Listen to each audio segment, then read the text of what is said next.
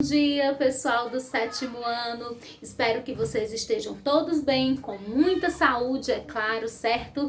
Sempre saúde é sempre importante. E nós vamos começar mais uma aula de ciências, tá certo? Semana passada a nossa aula eu escolhi um vídeo do YouTube porque era bastante interessante. Espero que vocês tenham gostado do vídeo, certo? Espero também que tenham sentido a falta da minha aula, tá certo? Então hoje a nossa aula não vai ser vídeo do YouTube, vai ser Tia Ana Cláudia mesmo que vai dar aula para vocês, tá bom? Então nós vamos continuar a nossa aula de ciências de hoje. A gente vai falar sobre teorias sobre a origem da vida, né? Na outra aula, que era do YouTube, vocês viram alguns vídeos falando da origem da vida na Terra, que o planeta Terra não era sempre como é hoje, né? No início era apenas tinha muita chuva, muitas tempestades, muitos vulcões, e posteriormente, depois foi que surgiram os primeiros seres vivos. Esses primeiros seres vivos eram seres bem simples, certo? E que foram evoluindo para chegar no que a gente conhece hoje. Continuando nessa linha de pensamento, de falar sobre os primeiros seres vivos, a gente vai falar sobre as teorias de origem da vida. Existem inúmeras teorias científicas que tentam contar, explicar como surgiu a vida na Terra. O livro de vocês traz a gente vai trabalhar as mais importantes, vai ver as teorias e também os cientistas que fizeram parte desses experimentos que ajudaram a essas teorias existirem. A primeira teoria que a gente vai falar é a teoria da abiogênese ou geração espontânea. Essa teoria da abiogênese ou geração espontânea, ela era a teoria que dizia que a vida se gera da matéria morta, da matéria não viva. Ou seja, hoje em dia nós sabemos que a vida surge de um outro ser vivo. Por exemplo, gatos nascem de gatas, né? Isso, cachorros de cachorras, passarinhos de pássaros, seres vivos, seres humanos de outros seres humanos. Mas nessa época aí, pessoal, eles achavam que a vida poderia se gerar da matéria morta. Como assim, Ana Cláudia? Da seguinte maneira, eles achavam, pessoal, que por exemplo, aqueles bichos que aparecem na lama, eles achavam que nasciam da própria lama. Eles achavam que, por exemplo, as moscas que surgem da carne morta, as larvas de mosca que a gente conhece popularmente aqui para nós como tapuru, surgiam da carne e não de ovos que as moscas punham lá, certo? Existia nessa época até um cientista muito famoso, Jean-Baptiste Van Helmont, que ele criou uma receita para criar ratos, para nascer ratos. Ele dizia que você deveria colocar em um canto um monte de roupa e jogar sobre ela farinha de trigo e fechar e deixar lá por um tempo que iam surgir ratos. A gente sabe que os ratos, eles vão comer a farinha de trigo e não que surgem da roupa suja, certo? Mas aí, pessoal, essa teoria, apesar de ser hoje em dia absurda, mas ela perdurou por muito e muito tempo. A outra teoria é a teoria da biogênese, que é a teoria que diz que a vida se gera da vida, que é o que nós podemos comprovar hoje em dia, né? Que um ser humano nasce de outro ser humano, um cachorro de um cachorro, ou seja, um ser vivo nasce de outro ser vivo. Uma planta vem de outra planta, que também é um ser vivo, certo? Só que aí, para essa teoria aqui ser aceita, muita gente teve que trabalhar. O primeiro deles foi o Francesco Redi, que era um médico italiano. O Francesco Redi não acreditava na abiogênese, e aí ele fez um experimento para derrubar. Lembra do exemplo que eu disse que eles achavam que a carne morta, que as moscas surgiam da carne podre?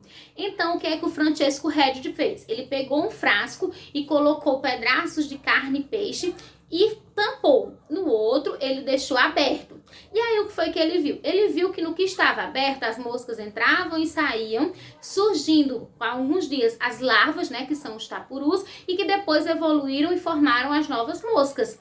E no que estava fechadinho, não apareceu larva, nem mosca, nem nada. Então, o Francesco Redi disse que a teoria da biogênese estava errada, que a vida só surge a partir da vida, que os tapurus vêm de ovos que as moscas põem.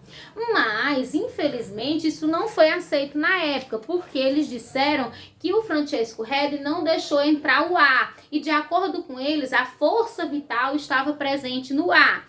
Então a teoria não foi derrubada, e principalmente depois do trabalho do Needham. O Needham era um cientista que John Needham, ele fez o seguinte: ele ferveu um caldo de carne de cordeiro e deixou num recipiente.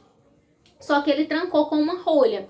E ele viu que com o passar do tempo surgiram micro-organismos. O caldo apodreceu. E aí ele disse que surgiram do próprio caldo. E aí a teoria da biogênese ressurgiu de novo. Só que aí teve o trabalho do Spallanzani. O Spallanzani pegou e ferveu o mesmo caldo, só que colocou num recipiente e fechou hermeticamente. O que é fechar hermeticamente? É fechar bem fechado e não deixar o ar entrar. E ele provou que depois de um tempo não apareceu micro-organismo, ou seja, o caldo não apodreceu. Só que aí o Needham disse que o experimento dele não podia ser verdadeiro porque ele não deixou entrar o ar, e o ar era a força vital. E aí continuou de novo a briga entre eles dois, e a teoria da biogênese continuou valendo para os micro-organismos, que são aqueles seres que não são vistos a olho nu.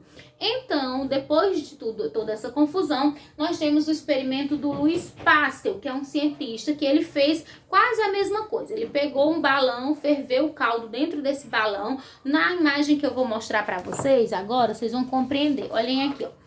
Ele ferveu o caldo, colocou aqui, aí deixou o balão e pegou o gargalo do balão e curvou. Aí o que acontecia? Os micro-organismos do ar entravam e ficavam presos nesse gargalo, não chegavam no caldo. Então o caldo não apodrecia.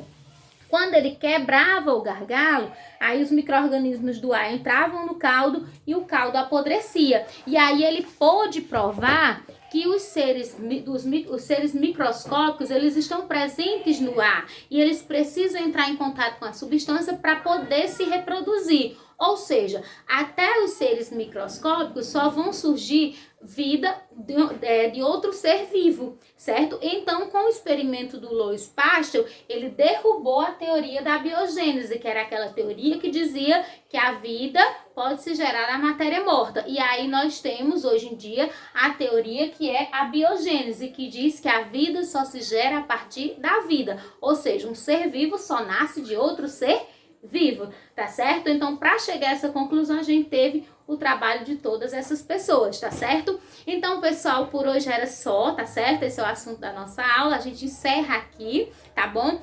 Eu vou colocar para vocês a videoaula, peço que assistam até o final com bastante atenção. A atividade, vocês já sabem, devem copiar as perguntas, resolver e mandar a foto para mim no meu PV, viu? No meu PV, não é para mandar no grupo, até terça-feira da próxima semana, tá certo? Então, lembrem-se que a atividade é frequência e também vai ajudar na nota de vocês na avaliação. Então, não deixem de fazer, e qualquer dúvida é só me chamar no privado. Eu estou disponível de 7 até às 17 horas para tirar qualquer dúvida de vocês. Tá bom, pessoal? Tchau, um abraço para todos.